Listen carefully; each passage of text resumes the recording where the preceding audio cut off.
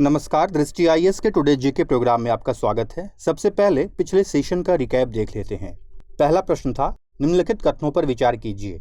कथन 1, special drawing rights basket में केवल यूएस डॉलर, यूरो और पाउंड स्टर्लिंग शामिल है। कथन 2, एसडीआर की मुद्रा एसडीआर बास्केट की मुद्राओं के अमेरिकी डॉलर बाजार विनिमय दरों के आधार पर में मूल्यों को जोड़कर निर्धारित किया जाता है। उपर्युक्त में से कौन सा अथवा से कथन सही है अथवा हैं? और इसका सही जवाब था ऑप्शन बी, केवल 2।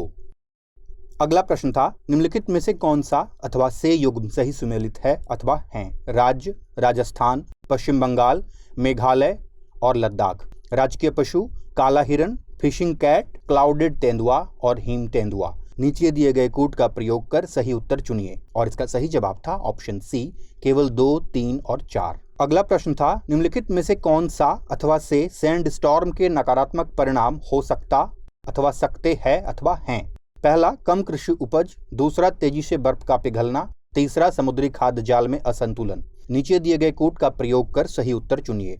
और इसका सही जवाब था ऑप्शन ए, केवल 1 और 2।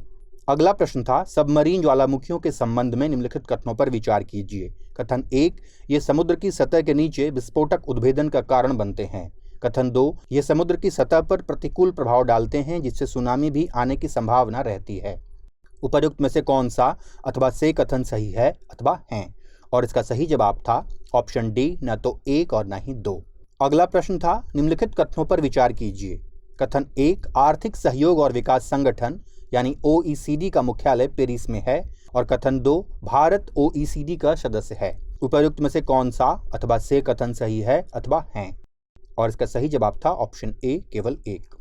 अगला प्रश्न था, प्रेसिडेंट्स कलर अवार्ड किस क्षेत्र में प्रदान किया जाता है? और इसका सही जवाब था ऑप्शन बी, सैन्य। अगला प्रश्न था, ग्रीन हाइड्रोजन के संबंध में निम्नलिखित कथनों पर विचार कीजिए। कथन 1, नवीकरणीय ऊर्जा का उपयोग करके पानी के विद्युत अवघट्ट द्वारा ग्रीन हाइड्रोजन का उत्पादन किया जाता है।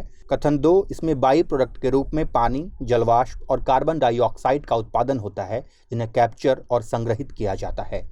उपर्युक्त में से कौन सा अथवा से कथन सत्य है अथवा हैं? और इसका सही जवाब था ऑप्शन ए, केवल 1। अगला प्रश्न था, जीएसटी परिषद के संबंध में निम्नलिखित कथनों पर विचार कीजिए। कथन 1, यह एक वैधानिक निकाय है। कथन 2, इसका प्रत्येक निर्णय उपस्थित और मतदान करने वाले सदस्यों के भारित मतों के कम से कम 3/4 बहुमत से लिया जाता है। और कथन 3, इसकी अध्यक्षता केंद्रीय वित्त मंत्री करते हैं। उपर्युक्त में से कौन सा अथवा से कथन सत्य है अथवा हैं? और इसका सही जवाब था ऑप्शन डी, केवल 2 और 3। अगला प्रश्न था, पूर्वी आर्थिक मंच यानी ईस्टर्न इकोनॉमिक फोरम के संबंध में निम्नलिखित कथनों पर विचार कीजिए। कथन 1, पूर्वी आर्थिक मंच की स्थापना वर्ष 2015 में रूस के राष्ट्रपति के आदेश द्वारा की गई थी। और कथन 2, इसकी बैठक हर साल रूस के व्लादिवोस्तोक में होती है। उपर्युक्त में से कौन सा अथवा से कथन सत्य है अथवा हैं? और इसका सही जवाब था ऑप्शन सी, 1 और 2 दोनों। अंतिम प्रश्न था, निम्नलिखित देशों पर विचार कीजिए। पहला, स्लोवाकिया। दूसरा, इटली। तीसरा, क्रोएशिया। चौथा, बोस्निया और हर्जेगोविना। और 5वां, हंगरी। उपर्युक्त में से कौन से देश स्लोवेनिया के साथ सीमा साझा करते हैं? और इसका सही जवाब था ऑप्शन सी, केवल 2, 3 और 5। हमारे वीडियो अंग्रेजी में देखने के लिए फॉलो करें हमारा ही दूसरा यूट्यूब चैनल दृष्टि आईएएस इंग्लिश। शुरुआत करते हैं आज के सेशन की और सबसे पहले देखते हैं अभ्यास प्रश्न। निम्नलिखित कथनों पर विचार कीजिए। कथन 1, एंडेमिसिटी एक ऐसा स्टेज है जिसमें रोग हमेशा एक निश्चित आबादी या किसी भौगोलिक क्षेत्र विशेष में मौजूद होता है। कथन 2, जब एक बीमारी का किसी एक खास क्षेत्र में प्रभाव अधिक होता है और उसके मामले बहुत तेजी से बढ़ रहे हों तो उसे महामारी कहते हैं। और कथन 3, चिकन पॉक्स और मलेरिया महामारी के उदाहरण हैं। उपर्युक्त में से कौन सा अथवा से कथन सत्य है अथवा हैं? ऑप्शन हैं, ए केवल 1, बी केवल 1 और 2, सी केवल 2 और 3 और डी 1, 2 और 3। और इसका सही जवाब है ऑप्शन बी, केवल 1 और 2। विश्व स्वास्थ्य संगठन के अनुसार भारत कोविड-19 एंडेमिसिटी के स्टेज में प्रवेश कर रहा है। एंडेमिसिटी एक ऐसा स्टेज है जिसमें रोग हमेशा एक निश्चित आबादी या किसी भौगोलिक क्षेत्र विशेष में मौजूद होता है। जब एक बीमारी का किसी एक खास क्षेत्र में प्रभाव अधिक होता है और उसके मामले बहुत तेजी से बढ़ रहे हों तो उसे महामारी कहते हैं। चिकन पॉक्स और मलेरिया महामारी के उदाहरण नहीं हैं। इस प्रकार इस प्रश्न का सही जवाब है ऑप्शन बी, केवल 1 और 2।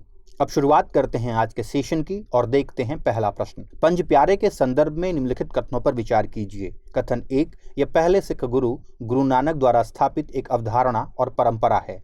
कथन 2, पंज प्यारे संस्था की स्थापना 1699 में बैसाखी के दिन हुई थी। उपर्युक्त में से कौन सा अथवा से कथन सत्य है अथवा हैं? ऑप्शंस हैं ए केवल एक, बी केवल दो, सी एक और दो दोनों, और डी न तो एक और न ही दो। और इसका सही जवाब है ऑप्शन बी केवल दो। हाल ही में उत्तराखंड के पूर्व मुख्यमंत्री हरीश रावत ने पंजाब कांग्रेस अध्यक्ष नवजोत सिद्धू और उनके 4 सलाहकारों की तुलना पंज प्यारे से करने के लिए माफी मांगी। पंज प्यारे सिखों के 10वें गुरु गोविंद सिंह द्वारा स्थापित एक अवधारणा और परंपरा है। गुरु गोविंद सिंह ने 1699 में बैसाखी के दिन पंज प्यारे की संस्था की स्थापना की थी। और इस प्रकार इस प्रश्न का सही जवाब है ऑप्शन बी केवल 2। अगला प्रश्न है, निम्नलिखित कथनों पर विचार कीजिए। कथन 1, कर्मचारी भविष्य निधि संगठन यानी ईपीएफओ श्रम और रोजगार मंत्रालय के अंतर्गत काम करता है।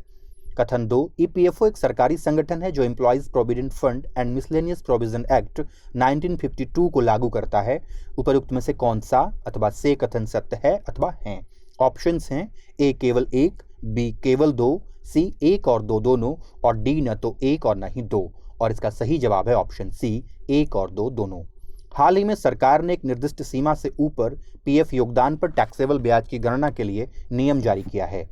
कर्मचारी भविष्य निधि संगठन ईपीएफओ श्रम और रोजगार मंत्रालय के अंतर्गत काम करता है। ईपीएफओ एक सरकारी संगठन है जो employees provident fund and miscellaneous provisions act 1952 को लागू करता है।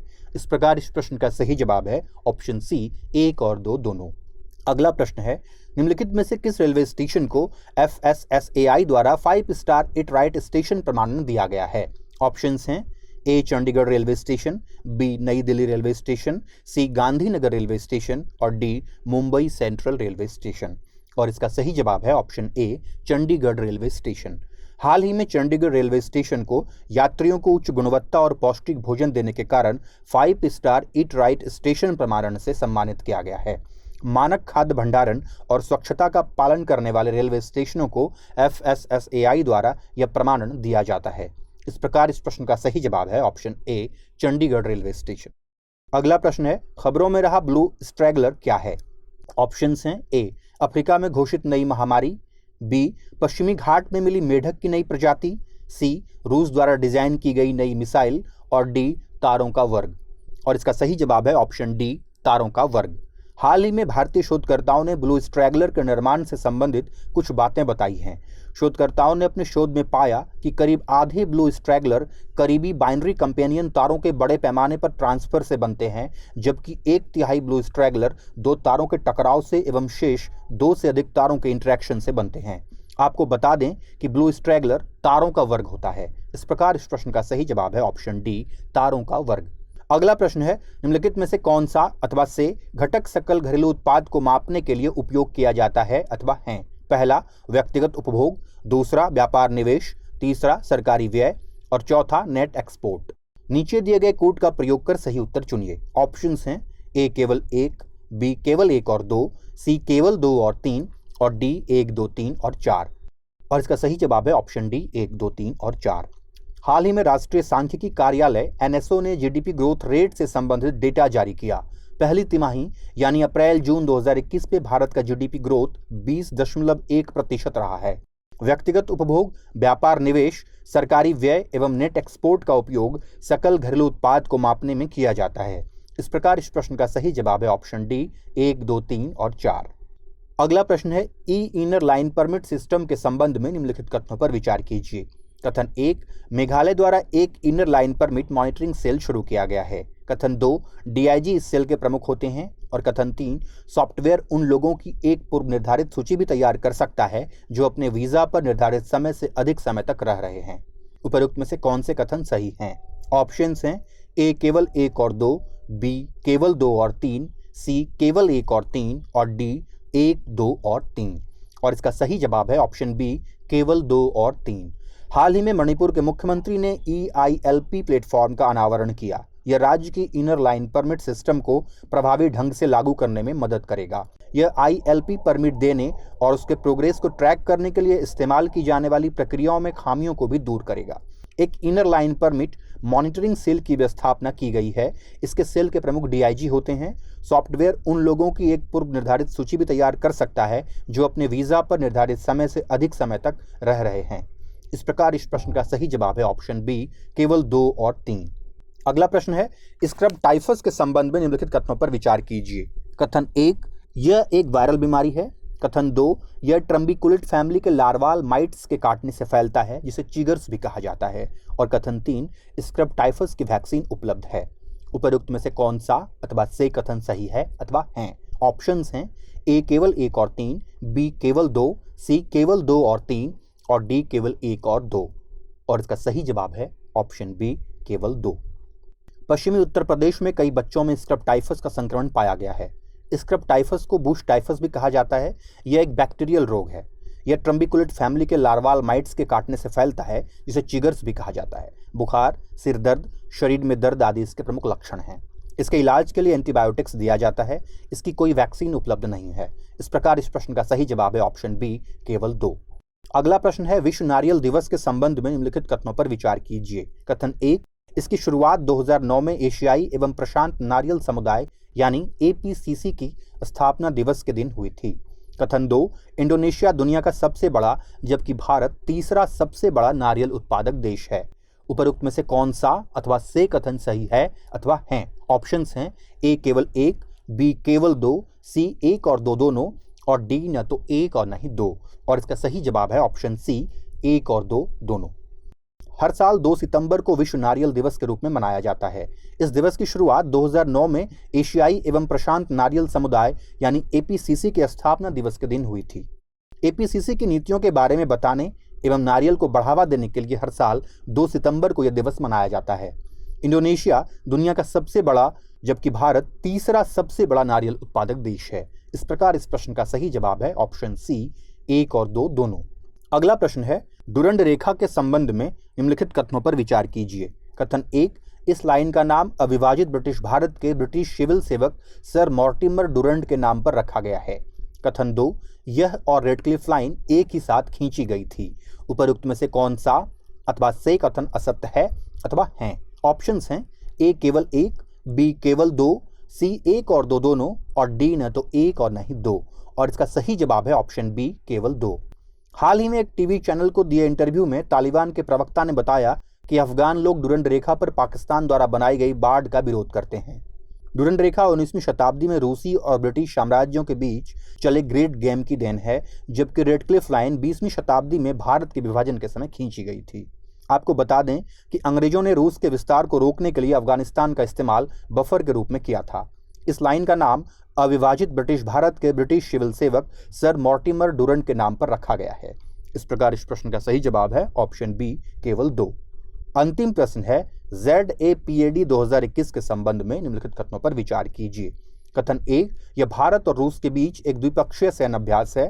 कथन 2, इस अभ्यास में नागा रेजिमेंट की टुकड़ी आर्म्स कंबाइंड टास्क फोर्स के रूप में भाग ले रही है। उपरोक्त में से कौन सा अथवा से कथन सत्य है अथवा हैं? ऑप्शंस हैं ए केवल 1, बी केवल 2, सी 1 और 2 दोनों और डी न तो 1 और न ही 2। और इसका सही जवाब है ऑप्शन बी, केवल 2। रूस के निजनी में एक बहुराष्ट्रीय सैन्य अभ्यास ZAPAD 2021 आज शुरू हो गया, जो 16 सितंबर तक चलेगा। इसमें रूस, Bharat, Mongolia, Armenia, Serbia, Kazakhstan, Tajikistan, Kyrgyzstan और बेलारूस के सैनिक शामिल होंगे। इसमें भारतीय सेना की नागा रेजिमेंट की टुकड़ी आर्म्स कंबाइंड टास्क फोर्स के रूप में भाग लेगी। इस प्रकार इस प्रश्न का सही जवाब है ऑप्शन बी, केवल 2। अब बारी है आज के अभ्यास प्रश्न की। निम्नलिखित कथनों पर विचार कीजिए। कथन 1, अल्जीरिया मागरेब क्षेत्र का एक हिस्सा है। कथन 2, मागरेब क्षेत्र की सीमा भूमध्य सागर से लगती है। उपर्युक्त में से कौन सा अथवा से कथन सत्य है अथवा हैं? ऑप्शंस हैं ए केवल 1, बी केवल 2, सी 1 और 2 दोनों और डी न तो 1 और न ही 2। उत्तर हमें कमेंट सेक्शन में जरूर भेजिएगा। अगले सेशन में फिर मिलते हैं। शुक्रिया।